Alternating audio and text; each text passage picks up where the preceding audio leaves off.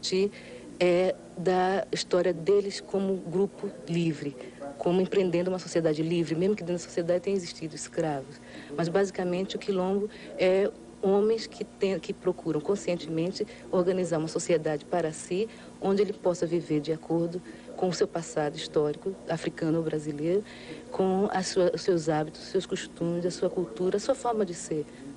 Uma perspectiva que se tem em relação ao quilombo é que ele terminaria com a abolição. Isso é correto? Não, eu acho que não é correto, na medida em que, dentro do meu estudo, eu faço justamente um estudo sobre a organização social do quilombo. Quer dizer, o quilombo, ele foi realmente reprimido, sempre. Mas ele não se esgota somente na história da repressão.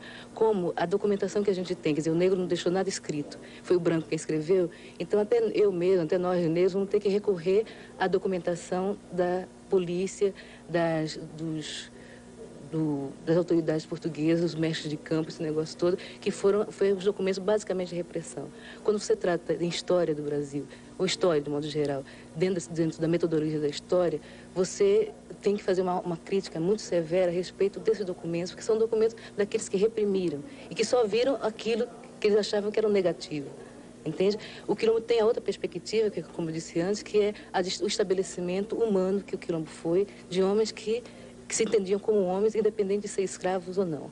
E de que forma permanece hoje, ou poderia permanecer hoje, essa ideia de organização do quilombo, ou as condições do quilombo se manterem hoje? De que forma?